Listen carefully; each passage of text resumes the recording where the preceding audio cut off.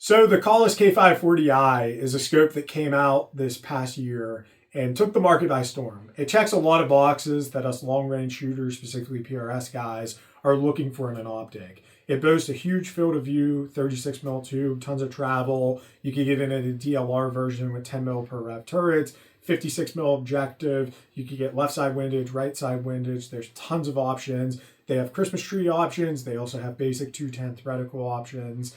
There's tons of things you could do with this scope. Ultimately, at the end of the day, anytime you're looking at gear, you have to weigh, is this worth it? Is the upgrade worth it?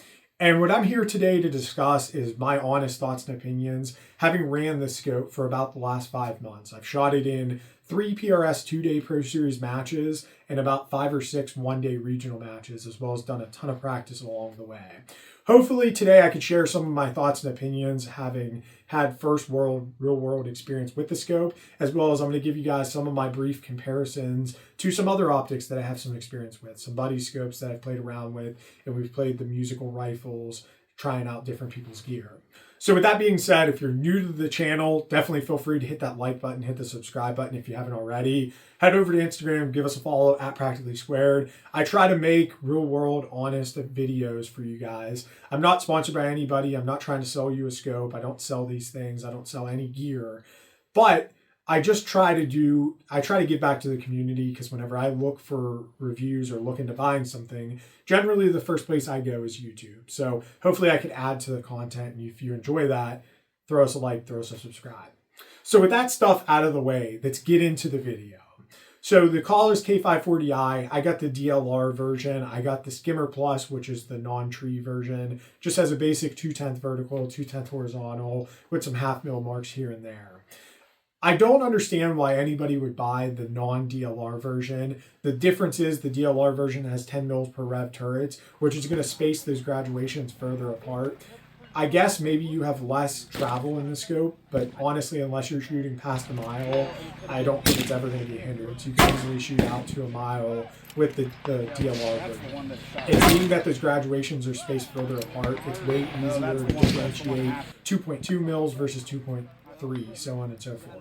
So I personally like the DLR. I don't understand why everybody would buy the non-DLR. I got the left side windage. With the Kahles, they put the Parallax under the elevation here, which allows you, it frees up this left side of the scope where you could put your windage over there, or you could opt to get your traditional right side windage. I ordered it with the left side windage, and it is nice. I found a couple stages that I shot in matches I would actually reach up and dial windage. But that being said, it has about 8 mils per rev, or 8 mils per side of windage adjustment.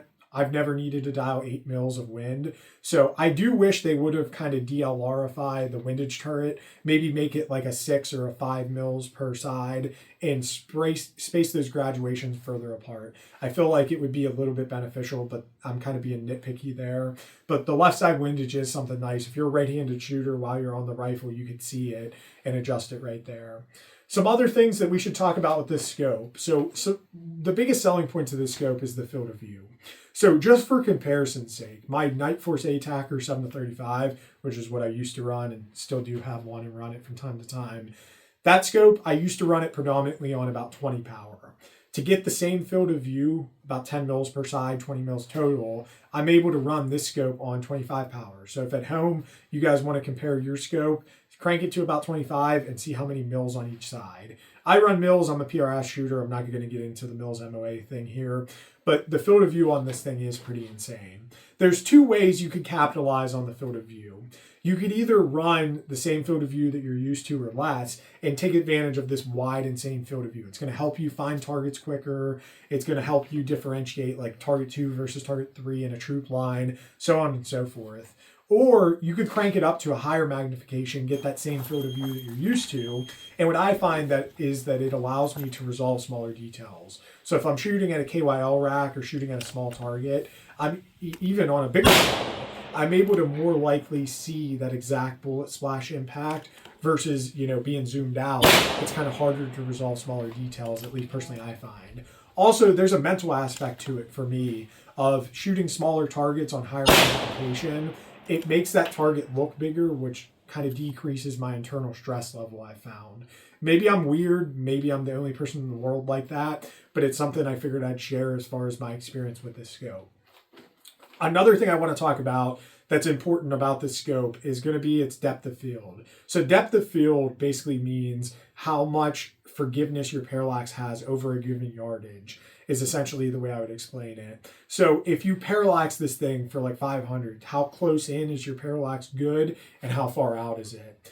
Generally, what I do at a match, I'll check 0, parallax it in perfectly for 100, check 0, and then I'll find a target in that 500-600 yard range, set my parallax, and I'll back off my scope, set my parallax.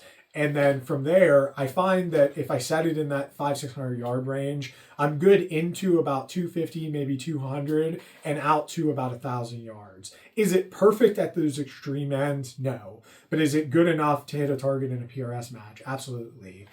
This scope is forgiving. It's not as forgiving as my Night Force ATACR. It had a little bit more forgiveness at the extreme ends. But for a PRS match, like I said, if I generally set it in that 600, I don't touch my parallax most of the day. The only time I'll ever touch my parallax is if we have like a shadowed target. I'll go off to the side, dial in for that. Or if we're shooting at an extremely small, like say we're shooting at a 1 MOA at 1,000, I'll want to make sure I get that dialed in. A super small target at one of the extreme ends, or something that's shaded, something that's hard to see, maybe something that's in front of a grayed out background or something. But for the most part, the depth of field, the parallax forgiveness in the scope seems to be pretty good. Another thing I want to talk about, going back to the increased field of view. The increased field of view, they do it, I think, as a result of this giant ocular housing. The giant ocular housing presents a potential problem in terms of bigger ocular housing, less clearance for running your bolt if you're running a bolt action, right? So I run Impact Precision 737 actions. I have the 90-degree bolts, and then I have some of the new 75s. I found running this with the 75, no problem whatsoever. Running it with the 90, I personally haven't had any problem, but it is kind of tight, so you do have to be careful with it. Running a higher height scope mount kind of gives you a little bit more clearance. This is an Area 419 standard 36mm mount, and it's 1.5 inch high scope. But I also have ran this with the Hawkins Heavy Tactical rings. Mine are, the highest they offer them is about 1 1/8 inch. So I ran those, which brings it down a little bit closer. And that in conjunction with the 90 is still doable, but man, it's pretty close. So you do, with this scope, I do think that running a slightly higher scope mount can be a little bit more advantageous. In terms of scope mounts, the scope does like to be pushed further forward on your rifle. So running something that's kind of cantilevered on both ends and takes up limited rail space allows you to push it further forward. So something like the standard Area 419 or the Masterpiece Arms mount are very good options. Area 419 does offer this mid cantilever, they call it, which is kind of designed around the Kahles 540 and 328.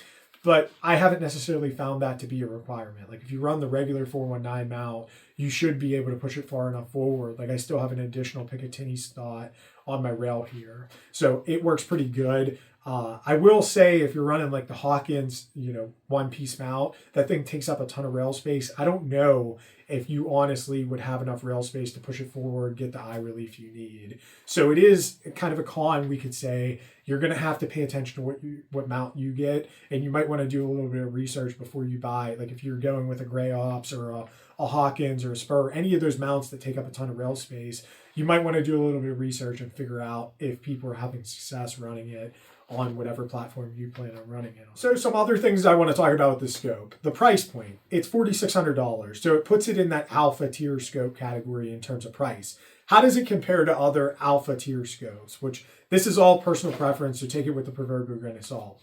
Shooting PRS matches, I've had the pleasure of looking through and playing with people's 8-40 Zecos, 5-27 Zecos.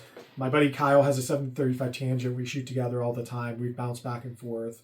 5-25 tangents I've looked through. So I've got to look through a lot of the higher end scopes. How does this scope compare? Well, this scope compares pretty good. In terms of glass quality, the tangents, both the 5.25 and the 7-35, they're better glass. And the Zecos, I feel like the Zecos, it's closer with the Zeco than it is the tangent, but I do feel like the Zeco still edges it out in terms of sheer edge-to-edge glass clarity. Where I will say that the Kahles makes up is the insane field of view. So the field of view is awesome. So if you're comparing it to a tangent or a Zico, you're going to get better field of view for a slightly lower quality image, but we're really splitting hairs. So ultimately, if you're comparing, Zico or tangent versus this, it's up to you, like what you decide. Like, do you value sheer glass quality, or are you willing to sacrifice a tiny bit of glass quality for added field of view? Also, turrets are personal preference. Some guys really like the 10 mil Zico turrets. I found that the 10 mil Zico turrets, playing with them a little bit, I wasn't the biggest fan of them. And then the tangent, I think they only offer that in a 15 mil per rev. I could be mistaken. But I do like the fact that you could get the Kahles with the 10 mil DLR turret. And it's actually a really, really, really damn good turret. Like, the clicks are super tactile, super clicky. Maybe they're not as clicky as tangent turrets, but they're pretty dang good, super serviceable. And the main reason why I switched over to the scope was because my ATACR kind of had mushy turrets. So going over to this scope, the turrets are so much more further spaced apart in the DLR, and so much more tactile, in my honest opinion. And I very much prefer the turrets of this. So getting back into kind of comparing it to some more alpha, scopes, if you will, I like the scope better than my ATACR. Like, turrets are better, glass quality slightly better, field of view is better. That's still a damn good scope, and it's so long in the tooth that it's amazing that it's competitive in 2025. But that's an awesome scope. But comparing it to Tangent Zico, not quite the same glass level, but increased field of view. So I'm pretty sure we've hit on just about everything for sake of keeping the video not 30 minutes long or whatever. I think we're going to wrap it up here. If you guys have any questions or there's anything I glossed over, definitely feel free to post it down in the comment section below and I'll try to get back to you. If you want a quicker response from me, hit me up at Practically Squared on Instagram. Send me a DM. I get those. For some reason, YouTube doesn't send me all of you guys' comments. So sometimes they get hidden and I don't see them for a couple months. So guys, hopefully you enjoyed today's video. If you guys have any questions, feel free to hit me up. As always, remember to train hard, shoot fast, and most importantly, be safe. God bless.